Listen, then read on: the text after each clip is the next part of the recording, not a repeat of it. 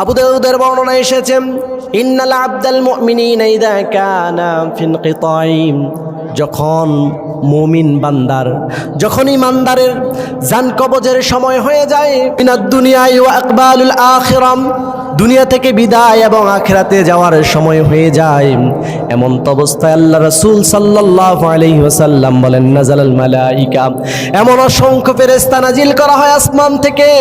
আল্লাহ রাব্বুল আলামিন এমন অসংখ্য ফেরেশতা নাজিল করেন যাদের চেহারাগুলো বিদু উজুহি কান্না উজুহাহুমুশ শামস, চেহারাগুলো সূর্যের মতো ঝলমল করতে থাকে। কন্যা সুবহানাল্লাহ। বিদু উজুহি কান্না উজুহাহুমুশ শামস, চেহারাগুলো ঝলমল করবে সূর্যের মতো।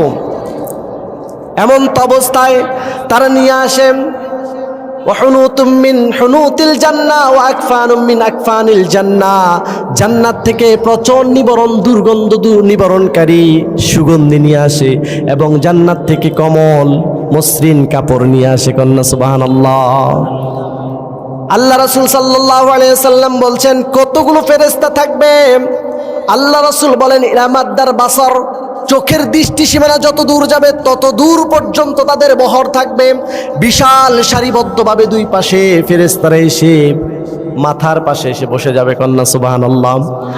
আল্লাহর নবী সাল্লাল্লাহু আলাইহি ওয়াসাল্লাম বর্ণনা করছেন যখন নেককার ব্যক্তির রূহটা কবজ করার জন্য আসবে, এমন তো অবস্থায় আল্লাহর বান্দাকে দেখানো হবে যেই জান্নাতের আশায়, যে জান্নাতের আকাঙ্ক্ষা নিয়ে সে জীবন যাপন করেছিল, সেই জান্নাতের সুন্দর সচিত্র প্রতিবেদন তাকে দেখানো হবে। কন্যা সুবহানাল্লাহ। জান্নাত দেখতে চান?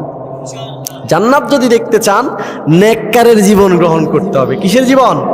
নেককারের মৃত্যুটাই এত সুন্দরভাবে হবে, বদকারের হবে না।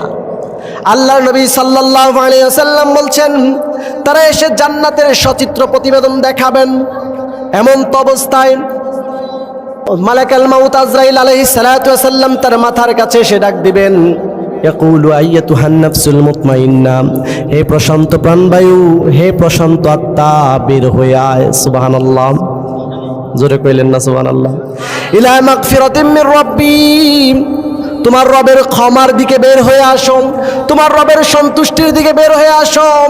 বিশ্বনবী বলেন জান্নাতের সচিত্র প্রতিবেদন দেখানোর পর যখন এইভাবে বলতে থাকবে, হে তোমার রবের ক্ষমার দিকে বের হয়ে আসো, সন্তুষ্টির দিকে বের হয়ে আসো, বান্দা তখন দুনিয়ার এই কষ্ট ক্লেশ, দুনিয়ার এই জ্বালা যন্ত্রণা থেকে বাইর হওয়ার জন্য তাড়াতাড়ি করবে কখন দেহ থেকে প্রাণটা বের হয়ে যায়। কন্যা সুবহানাল্লাহ।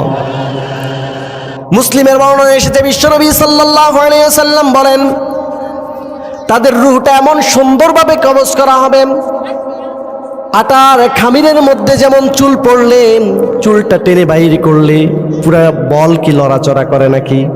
জোরে বলেন, লড়াচড়া করে? করে না। আবার যখন চুলটা বের করা হয় খামিরটাও লড়ে ওঠে না।